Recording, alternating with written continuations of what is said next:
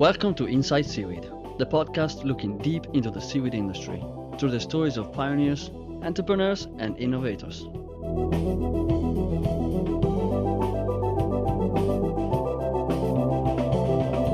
I'm Fede Gobbi, and my guest today is Matthias Boeing, strategic advisor at Arctic Seaweed, where he's helping the company to build a strategy for scaling up.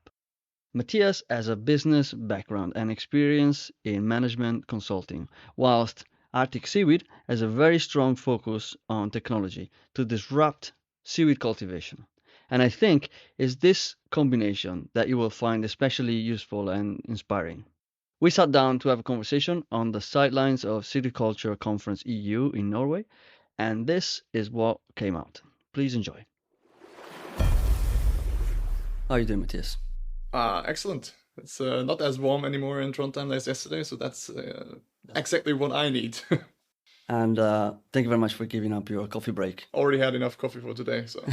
There is a lot. Yes. What a day we had yesterday. A very, very full, long day. What has been the highlight for you? I think the highlight of the industry is a lot about the urgency to understand that we need biomass in the industry, that we might have focused too much on the application side of things in the industry and not on how we get the biomass volumes up that should supply all of those applications. So I think raising that urgency to investors, to the industry, to the buyer side was a highlight. And I think that was one theme that went through all the presentations yesterday. It seems to be like a chicken and egg type situation. Yeah. And there seems to be a pendulum sometimes. Sometimes we focus too much on the supply and then forget about the product, and then focus too much on the product and then forget about the supply. But really, they need to come up together, don't they? I think it's absolutely a chicken egg problem, which is very usual for an industry like this, which is very new in that sense. So I'm not surprised that we have a chicken egg problem, but other industries have proven that that can be solved. We might need some different approaches to this, but I'm pretty confident that we will solve that with the right partnerships in the industry. There's an element of time as well that has come up a lot this last couple of days. And the speed at which all of this needs to happen is quite interesting. Yeah, that's actually a super interesting topic, because I come from the software world. I have another job in the software industry, and there you obviously run in these very quick iteration cycles, right? So, you can just add the button in your application and you can test it within 2 seconds.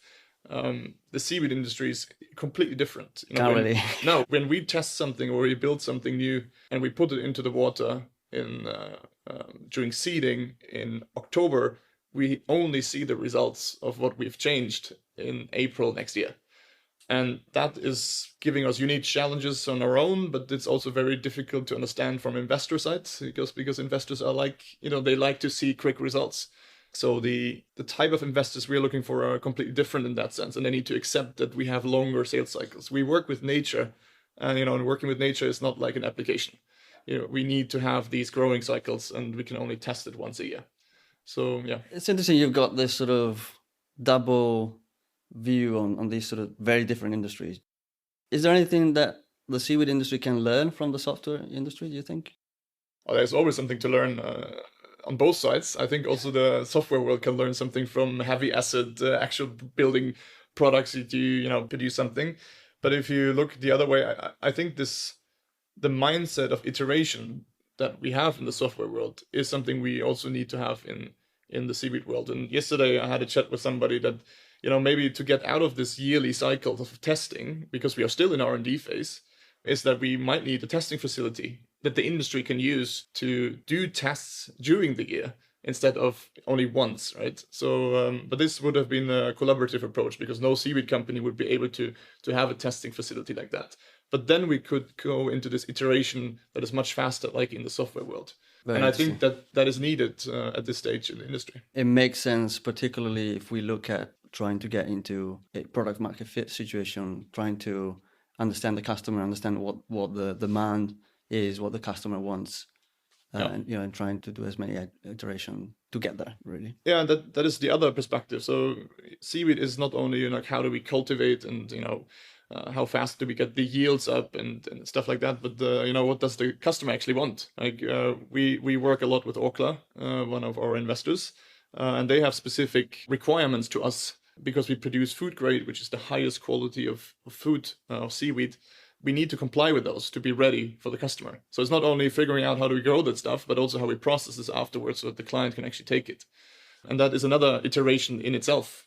But that is a bit easier, I feel, than on the technology side, because you have a bit more freedom to test on the processing side. We'll come back to the technology very shortly. But I'd like to start with the topic of partnership, which seems so relevant in the context of a big networking event such as Seagriculture. In your mind, what are the blueprints of a successful approach to building partnerships in the seaweed industry? That's a great question. I think that was also mentioned yesterday quite a lot. I think generally we need to acknowledge first the fact that partnerships and collaboration is now the stage that the industry is in. Right, the seaweed industry, many companies that we see today have been around for a while. Arctic Seaweed has been founded in 2018, so that's quite a long while, right? The industry is not new in that sense, but due to the long cycles of development, we are still early stage startups.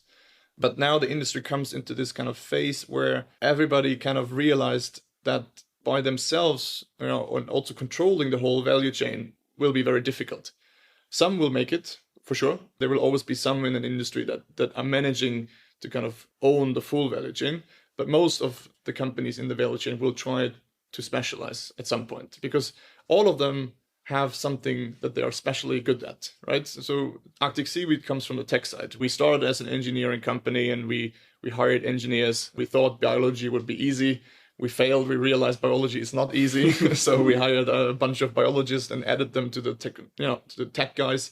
So now we are kind of 50-50 mix between engineers and biologists. But I think for an industry to get to the point of collaboration, this phase where everybody tries it on their own and fails or sees challenges is important, because collaboration from the beginning might be a problem. Mm-hmm. So it's a complete normal step and process that we see now that, we went from everybody does themselves, and now we come to the point everybody went through the hard phase, and now, this is the groundwork of starting collaboration. And I think that is very important for each of the CEOs to realize, right? So on our last harvest, we invited every of our competitor to our harvesting boat because we realized that maybe we need to kind of start finding ways to collaborate. And then to your second question, or second part of the question, what is a model?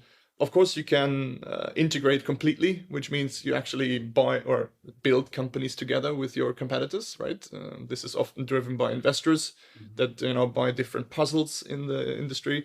I don't think that we are there yet. I think that will happen at some point, but we are thinking now on that step more of a co-op kind of way, right? Where we mimic the concept of co-ops that has been used in agriculture for I'm not sure if it's centuries, but for a long time, because that helps us to kind of start the first processes of collaboration that might end into a more consolidation of the industry.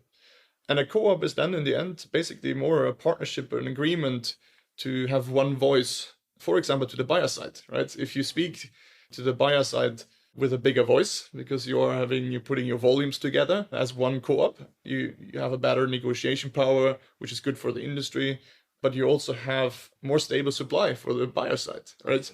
Because if the buyer has to go to 15 companies and asking for volume and 14 say, no, I don't have anything, that's a long time. But if they have to go to one co-op and maybe we can't deliver, but then Ocean Rainforest can deliver or SaaS can deliver, it helps that the buyer side grows a belief that there will be volume. And that is a core thing that the industry needs now. The buyer side needs to believe, the Nestlers, the Unilevers, the Orklas of the world need to believe that there is biomass coming. Sounds like it's a matter of mitigating risk for the buyer. Yeah. Do you think this approach in terms of partnership and cooperation is across the board, or is there a particular area where it's more needed? Yeah, I think when you look at the value chain of seaweed, which goes from seeding to cultivation technology, to processing, to logistics, and then to applications, I think the application side is fine. I think there we don't need collaboration in that sense. When you say application, sorry to jump in. Yeah. When you say application, you mean the actual, value-added products? Yes. So the oceaniums that produces or takes out the value stuff from the seaweed, or the kelpie that uses that for plastic substitutes, stuff like that, or the better fish that is building or is making tuna out of seaweed, tuna replacement. These guys, I think they are fine on that end because they also have the capital, the capital focus was there. And it's also more natural that these customer products are not really meant to collaborate. And if you look at the volumes of investment in the industry, in the value chain, 80% of the investment sum went into that application side, and only 6% of the investments between 2020 and 22 went into that first 4 steps, which is hard work. It's not saying that the applications are not hard work, but growing stuff, having heavy assets in the water, doing the R&D, it's normally not very attractive for a lot of investors. So the part that the investors can't take maybe have to be taken by the companies that collaborate and build co-ops, etc. So it's the first part of the value chain that needs to unite behind that in a way. Why do you think there is disproportion in terms of investment volume to more toward the product rather than the 4 steps of the initial steps of the supply chain? Yeah, I mean, you probably have to ask the investors that are here today, but I know some of them, and I think the first thing is applications are in itself a bit less capital intensive, depending on the applications, right? They are on a spectrum, but they normally don't have heavy assets in the ocean, which is incredibly capex intensive, right? And also R&D side is a much bigger capex when you have harvesting machines, when you have seeding machines, if you have you charter boats that you need for harvesting and seeding. So the return on investment on the first 4 parts of the value chain is longer and much more risky because we work with nature, right? We know that the harvest might be shit because sorry my English, but it might be shit because the temperatures in the water were bad this year, or we seeded too early. It's sometimes it's about a week too early seeded and you have very bad yield. That's an unpredictability that is inherent. Yes, to working with nature, I guess. And I think that is a problem for investors to understand. It's a very hard sell to investors because there's so much risk about IP, nature, asset-based, and that's normally not a very attractive business case.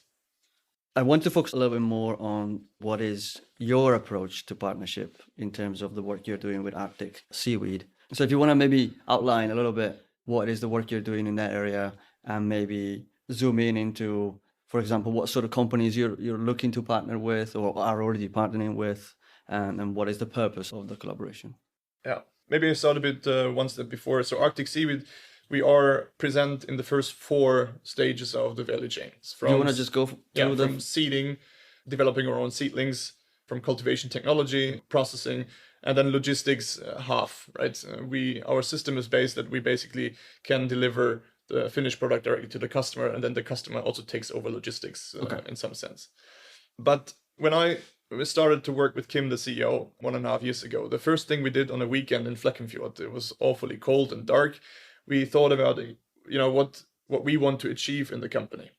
So the why, right? Some people would say it's a vision. And then we said, okay, our vision is to enable a global sustainable seaweed industry. And sustainable in 2 senses, sustainable from a natural perspective, but also in a prolonging perspective. So we want the industry to survive. And then we started thinking, okay, how can we do that? And if you look at economics, an industry almost always needs economies of scale, right? Otherwise, we will not be competitive, right? And there's an Asian market which is very cheap in terms of seaweed. So if we want to mimic that success of seaweed in Europe, we have to be much better on economies of scale. And then we said, okay, economies of scale normally come through volume, right? When volumes rise, the economies of scale improve. So then we said, if our vision is to enable an industry, our mission has to be to grow volume, to maximize the volume that we get into this industry. And then we said, okay, what kind of strategies can we have to achieve that mission and vision? And then we looked at ourselves, and at that stage, we were having our own farms, right? We come from our tech, which we think is our core competitive advantage. It's different than the rest in the industry, and we use that on our own farms. So the strategy number 1 to grow volume is to grow it on our own farms. So we enable ourselves to grow biomass and then sell the biomass to the market to contribute to the volume in the industry. Would you say this is kind of like a traditional setup? Yes. That is a very traditional seaweed company that is you can find in many places. The only difference is that we believe that we have tech that is meant to scale because it is dimensioned to scale. But then we realized there were many questions about, can we buy your tech? And I come from the software world, and there's a word, software as a service, right? SaaS. And then I joked to Kim, it's like, why the hell are we not doing seaweed as a service? It's the same word, SaaS. Because we don't really want to sell the tech because that's our IP, and we don't want to compete with our own tech in the market. So we designed this product, which is called Seaweed as a Service, which is the second strategy that we deploy. And that is we enable other companies, partners in the industry, to get access to our technology, to our know-how, that get access to the market because we take some volume from them, and get access through our business cases that we give them to capital to finance this, right? So we developed the SaaS concept where we then take volume back from them. They keep some of the volume for themselves if they want to, or they give us a certain amount of volume back that we then sell to the market on our own. So they, in this particular scenario, would be seaweed farmers. Yeah. Okay. Good question, because we target 3 different types of company with this. The first company that we target with this concept is seaweed companies that realize that our tech, or the tech that they use, the traditional type of long line system, is not scaling, and they have no path to profitability. That's our first target. Okay. So cultivators. Cultivators, yeah. And we talk to a lot of them. The second type of group is aquaculture companies that want to vertically integrate because they think seaweed might be something they can use to diversify their product portfolio. So this could be, if I get this right, could be a salmon farm Exactly. type company? Yes. So we actually have one of our customers in the SaaS program is Royal Greenland in Greenland. So we have one of our farms installed in Greenland. Kim was just there diving at snowy conditions in the summer, which is crazy. So they use our farm because they wanted to diversify into seaweed, and they want to use the seaweed in their products. So they want to make a seaweed salad in their product portfolio, but they obviously have no clue about seaweed, how to grow it, all the expertise you need to work with seaweed. And so they came to us and said, okay, this is perfect for us. We get the seaweed, we have some proven technology, we get some help to set it up, we train them, we can keep some of the seaweed, and you guys take some of the seaweed from us, so we have a guaranteed offtake at guaranteed prices. Okay. So just to clarify, in this scenario, you have a company that's, for example, is already in aquaculture, say a salmon farm or producer, and they would include and so become seaweed farmers as well. Yep. With your help, with the training, and you would supply the technology and all the kit. Yep. They would produce a certain amount of seaweed, keep some, and give some to you. Exactly. And some of the tech they will have to purchase. This is normally the stuff that is not IP protected, so buoys. Hardware. Yeah, but there's a difference between hardware and hardware for us, because there's hardware that is fixed to the ocean. So the outside frame of the farm, they purchase. There is no IP on that. Everybody can do that. Okay. But what they are not allowed to buy, or what we lease out or rent out, is the stuff that goes into the farm that the seaweed grows on, as well as the seeding and harvesting machine and the processing line, because that is the part where we think that is our core competitive advantage. So that you can't buy, you can only get access to it by paying a royalty fee. So what we've created is basically we copied that software logic of having any recurring revenue into the seaweed business, which is perfect because the seaweed business is very seasonal. So many companies struggle that they only have revenue coming in one time of the year when they sell their volume in the summer. So what happens in the other years? So now we have created a revenue model where we actually diversify our revenue streams quite a lot. We sell our own volume, we sell foreign volume, we get a tax sale from selling some of the buoys, we get a royalty fee, which can come in monthly or quarterly. So we are balancing the risk of having only one time of revenue once a year. And that is for us quite handy, and also a benefit for the clients in the SaaS program. And then, third point. Then the third point, and that is the longest shot actually, and we thought that would take much longer to develop, but it came faster than we thought. The third customer group that we target here is a group that is actually never had anything to do with seaweed or aquaculture, but they have identified seaweed as a method to, or some kind of vehicle to either become more sustainable or for some other reason. And I give you an example. Right? Today, Kim just announced on stage a major letter of intent that we signed with Simply Blue Group. Simply Blue Group falls into this third category because what they are an offshore wind development company. So what they do is they basically raise the money, the capital, they get the partners on board like Shell, like Total, like Equinor that run the farm and build the farm. But they are the ones also that add other parts, into the licensing agreements with the governments. And what they came up to us with is they said, okay, the offshore wind industry is booming, it will boom, and it's a significant part of the new future in making energy. But the governments now say, we want you to show us what you use the space in between the wind farms for. So it becomes a license to operate or an access to license requirement to show that you use that space sustainably. So is that a legal requirement or more of a... It's not a legal requirement, but it's a business requirement. So the ones that can show that you have an integrated system with other low trophic species, mussels, seaweed, solar, stuff like that, they will be more likely to be chosen to get the license. So that's how they approached us, and they said, we have these pilot farm, or we want the pilot farm 200 hectares in Ireland, which we start in 2 years. And then in 2030, when the wind farm is operating in Ireland, they want 6,000 hectares of seaweed farm in between the wind farms. Wow. And it sounds far away, 2030, but it's only 7 seasons, which is, 7 times a circle of harvesting and seeding. So it is a huge challenge. But we at Arctic Seaweed, we think that the volumes that we need in the industry, and again, remember our mission is to maximize volume. And of course, this is a way into maximizing volumes, right? So we strongly believe that offshore wind is one of the biggest drivers into these kind of 9 million tons per year that the EU wants, right? So, but these are the three, regular seaweed companies that don't know how to get profitable, diversifying or vertically integrated aquaculture companies, and then far away companies that realize seaweed is a good thing. You could think about a Lufthansa that need offsets for carbon, but they don't want to have a seaweed farm. They have cash, but they don't want to run a seaweed farm. And they certainly don't want the seaweed. So that is what the third group is for. So they have a problem, and you can sort of jump in and solve it for them.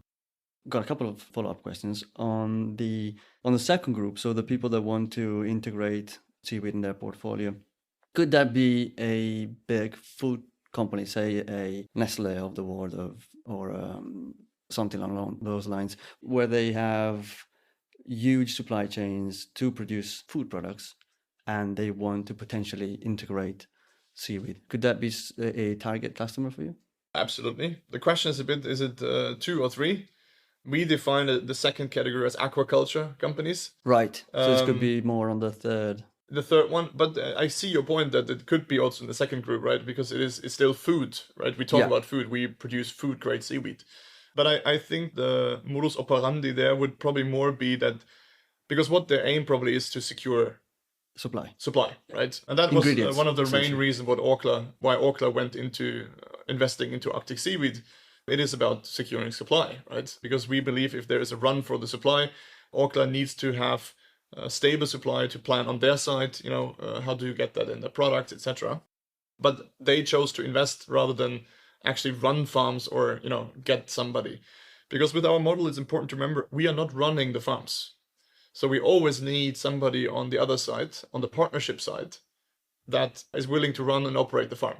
So with the offshore wind project in Ireland, they will find a local company that will take over the operations of the seaweed farm.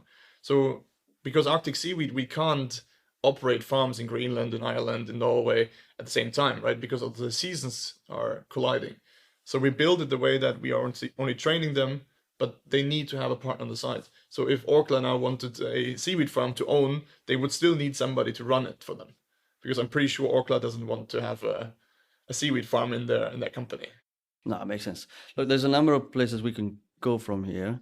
I wonder, the most logical place is technology, really. We mentioned technology a few times. It's come up this morning as well during Kim's talk.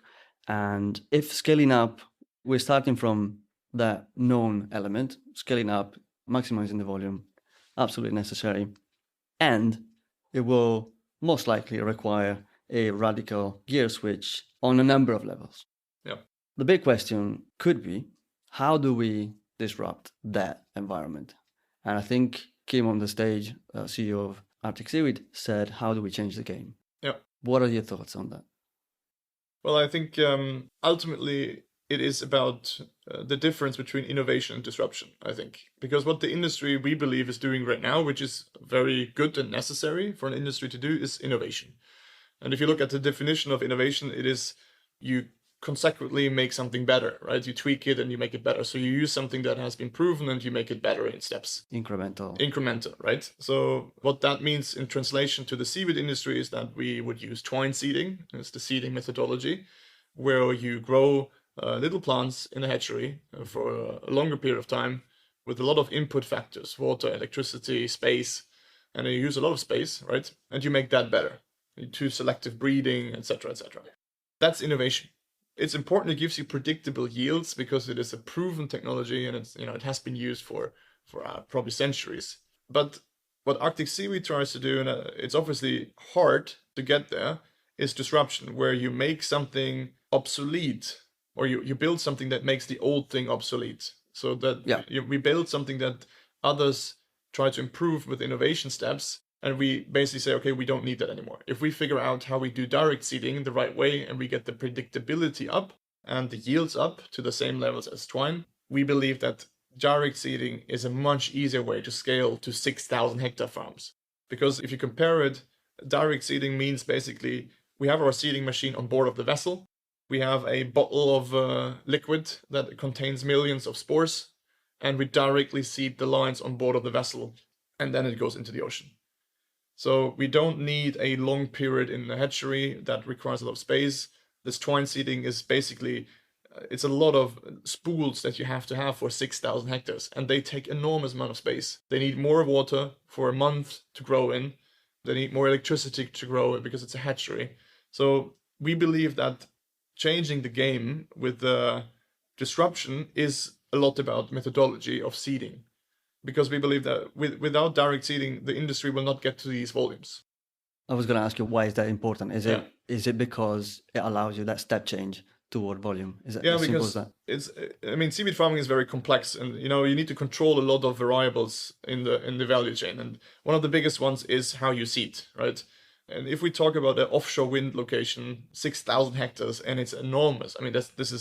We can't even, we even at Arctic Sea, we don't really know how to do that, but we have 7 years now to figure that out. But you need something where you can seed incredibly fast through a automized, mechanized system, and not through something where you have to a lot of manual labor, like in twine, right? Which is normally on small boats and etc. They will probably adapt that too. There will be some kind of mechanization in the twine seeding. But then the problem is all the input factors that are costly, electricity, water, space. You need a huge amount of hatchery for 6,000 hectares of twine seeds. For us, it's a bottle, right? Yeah. Or a container of a couple of thousands of liters. That's easier than a lot of spools of those sizes.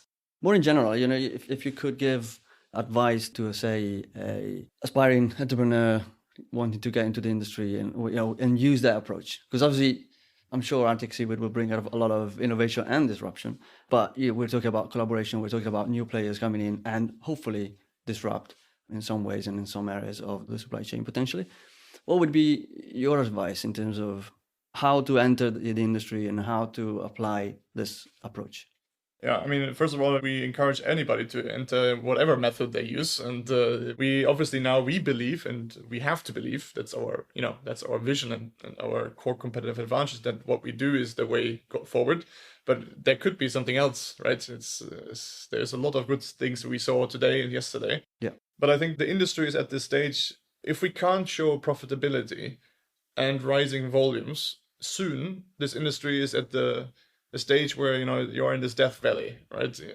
We see the first companies going bankrupt that have followed a path that was difficult to show a path to profitability, and that will not survive in this industry right now. And if now a company comes in that has a similar approach, so low scale, we believe that there is not really a long time until they also will face a huge amount of challenge, because the industry is already around now for a couple of years. Mm-hmm. In the beginning, that was fine. There was a lot of cash available for companies like this. We had a different investment environment. It was, cash was free.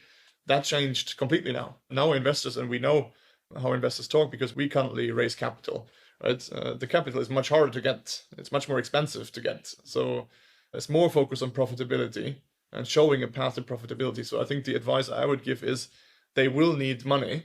You can always go for state funds like Innovation Norway and there's EU money. Yeah. But at some point you will face real life investors that want to see how you scale this, how you get it to profitability. So thinking about that from the beginning, I think is a good idea. Very interesting point. In your mind, is there any area where you see more opportunities? Some you probably mentioned already, areas where you see more risk in terms of going in, innovating, disrupting, as opposed to areas where you see a lot of opportunity?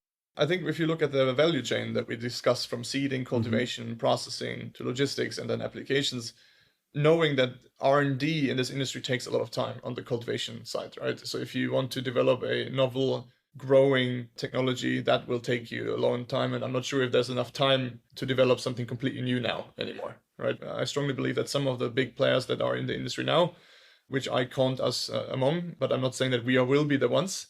We strongly believe, but belief is not knowing. One of them will fix the problem that we face. So I would not go into the cultivation side of technology right now.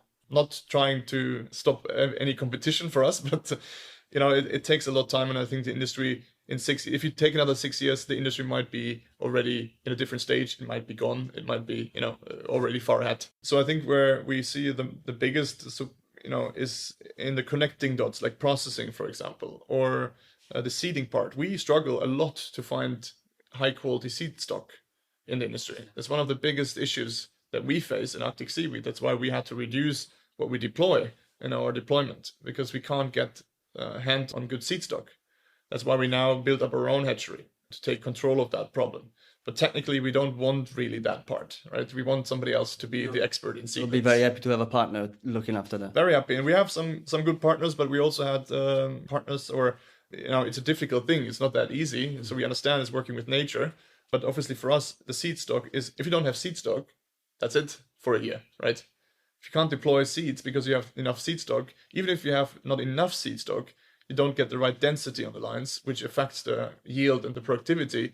So that goes down, and then you lose an entire year. So we are heavily dependent on good seed stock. So getting that up, but it's another chicken egg problem. They say, okay, but show me that there's people buying seed stock and I give you seed stock, So I think that is a good place to go in. Okay, thanks for that. It's very interesting, particularly considering that there's such a need to maximize the volume and to increase the farming. Your advice is to actually go around it and connect the dots. I think it's a very interesting point. Well, I still encourage companies to go as cultivators. Yeah. But then they should use our tech. Okay. I've got something else I want to cover, and maybe a bit of a dead end. I looked at your CV, and I see that you've got quite a lot of experience in digital transformation across multiple companies. So, from the lessons learned in that area, from your point of view, how should ocean entrepreneurs think about digital transformation? Is it something that they should even care about? And if so, why is it important? I think everybody should care about digital transformation, because I think that's it's not a buzzword. It's almost already gone with the buzzwords. But I think every industry will be digitalized to some degree. I see the same for the seaweed industry. We, one of the slides we showed today, we show data as a scale driver. Because if you can, do data analysis on when is the right time to harvest, when is the exact time to seed, huge amounts of data, when is the nutrient content right, what is the temperature, so all those variables, there's a huge amount of efficiency we could raise from digital transformation in the seaweed industry. Problem is there's no money now for that. That's also why we said it's at a later stage. But there are companies already looking into that. Soft Seaweed is one of them here in Norway that kind of wants to build data models to predict stuff like that. So I think, as I said, digital transformation is relevant for every industry, even the seaweed industry. Sure. And, in terms of what's in it for them, for ocean entrepreneurs and seaweed farmers, for example, and possibly an answer you've already maybe introduced is the increase in yield and the sort of total output. Yeah. So for us, we see data as I said, more predictability, learning from failure, Again, it's about the right seeding date. It's sometimes really the date or the week that you deploy that determines the success of the harvest. The right time to harvest is important, because if they leave the seaweed out in the ocean for too long, it starts fouling, so the quality is bad, so then your buyer doesn't accept it anymore, right? We produce food grade, so there can't be any fouling. So if you harvest too early, you give away growth, because you had 2, 3, 4 days, and seaweed grows very fast in the summer. If you harvest 4 days too early, you lose that 4 days of growth, which is money, because it's less weight, right? So data can unlock predictability, but also yield and money or revenue potentials in that sense. Is the technology there to allow collecting this sort of data? And because what I'm thinking is from the point of view of a seaweed cultivator, for example, how do they adjust to this digital transformation type approach? And I suppose they would go out and look for this technology. Is it there? I mean, for this type of job, you need, first of all, sensors, right? That capture data. I think sensors is fine. They are maybe too expensive at this stage, because they normally used in other kind of industries, but there are companies, Kongsberg, for example, one of them in Norway, that has huge amounts of sensors that we could use. They are just too expensive, right? We can't do that now. We have other problems to fix first. So the sensor part is, I think, good. The second part is then to kind of capture the data into one data lake, contextualize the data, make it useful for something. That's something where entrepreneurs can come in, understanding the different parameters of data you can collect from wave height, energy, nutrient content, salinity, water temperature, all of those, right? And map that out across your fields and have an app where you can see your nutrient content in your farm or something like that. Or there's an alarm that says, the wave height is getting too high, so we need to strengthen the farm. I don't know, right? So there's that part. That is something I think that is not there. So there's scope for businesses and people to come in and improve on that. Yes, absolutely. I think we could go on for another hour. Let's see if we got another quick one, because I wanted to, you mentioned earlier, particularly referring to the third group of customers and the offset schemes. From a business perspective, what are the options for seaweed entrepreneurs to integrate ecosystem services? I know you've got quite a lot of experience in this area. Yeah, I mean, ecosystem services is a very interesting field for not only seaweed, but seaweed obviously too. I founded a company called Blue Seas with 2 of my friends 3 years ago that was meant to do exactly that, quantify the ecosystem service of seaweed farms and then make them into a sellable kind of product to, for example, salmon farms. Yeah. Right? At that stage, we had a lot of enthusiasm and the seaweed industry was on this hype, but we realized that the seaweed industry itself is not ready yet, right? We needed to get the volumes up because our business model in Blue Seas was based on a huge amount of volume, right? So we needed a lot of volume. That's not there. Another thing that is not there is, from my perspective, the research is not very clear yet. Is it actually a carbon sequestration? Is it positive? Is it negative? Is it neutral? What does happen if we feed it then again to cows or we eat it? Is it then back into the cycle? So there's no standard in the industry to show exactly. Everybody thinks that there is kind of a positive impact, and there probably is.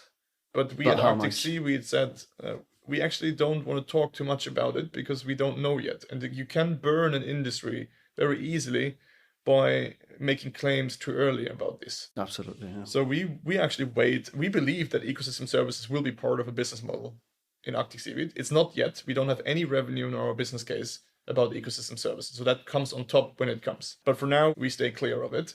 But we strongly believe that there will be at some point some form or shape of offsets possible. Not only CO2, but also nitrogen, phosphate. Salmon companies emit a lot of nitrogen and phosphate into the ocean, which they don't really want to acknowledge as a problem yet, but there is one. Yeah. So that there is a future business there too, but we need the research first. So at this stage, you think it's not realistic to try and monetize some of the ecosystem services? Not yet. Every company out there has to decide what they want to sell as a product, but then they need to be very clear on what is it based on.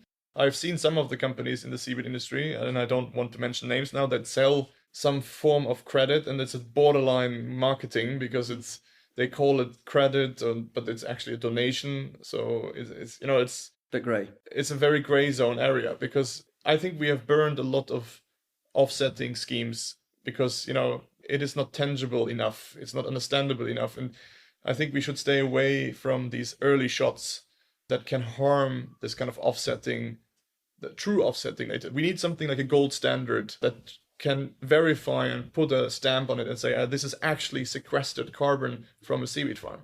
Without contaminating the whole idea. Exactly. Yeah.